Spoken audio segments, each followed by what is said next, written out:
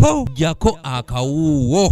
So if you don't have money, you will not move. If you have money, you will definitely move. As long as you have 10,000, 20,000. Sabbiti ewedde omukubiza wa Parliament Right Honorable Rebecca Litwala Kadaga yalagira ssaabaminisita Honorable Livingstone Lwakana Rugunda olunaku olwaleero okuleeta alipoota ennambulukufu kuwa gavumenti weeyimiridde ku nsonga ya curfew. Government is aware of the request by honorable colleagues as well as our brothers and sisters from the Muslim community during this holy month of Ramadan. Ssaabaminisita Rugunda mu alipoota gy'asomye ategeezezza Paalamenti ng'ekirwadde ki COVID-19 bwe kikyerigisa enkuli era nga ennaku zino kyeyongedde okukamala nga nabwe kityo obukwakkulizo bwonna obwassibwawo gavumenti wamu ne minisitule y'ebyobulamu bulina okugobererwa. And from the information that we have been receiving from our scientists and the Ministry of Health, the threat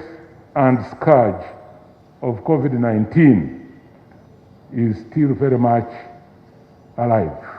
Ku nsonga eno ababaka kye babadde basuubira si kye bawulidde okuva mu Ssaabaminisita Rugunda bw'abategeezezza ng'ebisingawo ku nsonga ya kafyu bwe bugenda okulambikibwa omukulembeze w'eggwanga bw'anaabayogerako eri eggwanga mu bbanga ttono nnyo okuva olunaku olwaleero. We are very much aware and we are in solidarity with all those who have been affected.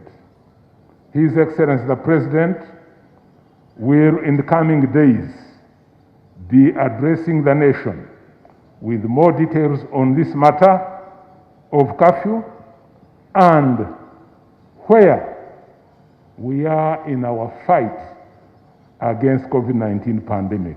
Ensonga eno mu Paalamenti yayanjulwa omubaka wa Kawempe North era imamu wa Paalamenti Honorable Latif Sebagala Sengendo ng'agamba nti abasiraamu tebalina bagenda kusala sala ya Talawehe nga kafi waali era ng'ono oluvannyuma lwa Ssaabaminisita okusoma alipoota alidde mu ttama n'akakasanga kafyu bw'atakyalina makulu kubanga abantu batambula kyere wabula nga kano kasigala kuba katego k'abakuumaddembe nga gwe kakwata akifuuwa ng'akiza munda kyeraliikiridde nti n'abasiraamu abanaaba bava okusaala bali. Apart from curfew impacting negatively on many, especially small-scale businesses of our poor women, of our poor men who earn their living between 4 p.m. up to 8 or plus, Madam Speaker, it has become a money-making venture for the state operatives, especially the police.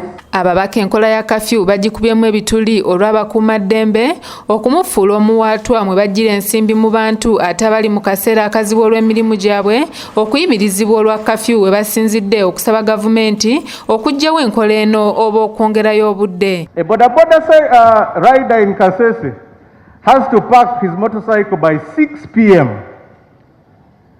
and he has to pay the boss, the owner of that motorcycle. But across in Fort Portal and the neighboring districts, these bodabodas are moving throughout the night. Why does government allow selective application of standard operating procedures? Nambol is not active now, yet was a collecting center. When you go in the hospitals, nothing is taking place.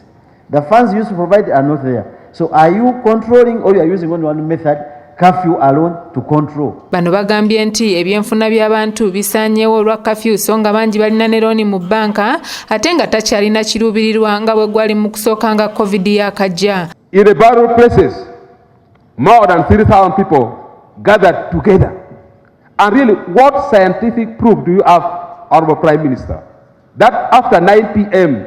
the spread of COVID-19 is high? Abaka batadde Ssaabaminisita ku nninga okubannyonnyola engeri kafyu gy'akyayambamu eggwanga ku nsaasaana y'ekirwadde ki COVID-19 okuggyako okuttattana ekitiibwa kya gavumenti ya Uganda n'okwongera obumenyi bw'amateeka nga kati ekitiibwa Steady Progress bwe bubbi bw'abakuumaddembe abakwasisa kafyu. Now government is coming with the taxes which are not coordinated. Because you want to try to cover the gaps created by curfew. What kind of economics is this? At least a villager like me can also tell that it's time to remove the curfew. Why not remove it? We are not bitter against you or anybody. We are representing the feelings of the people. Right now, the concept of curfew itself is actually damaging the image of the government. Policemen who have not enjoyed this season, God will condemn them. Because curfew in Uganda is an income generating activity.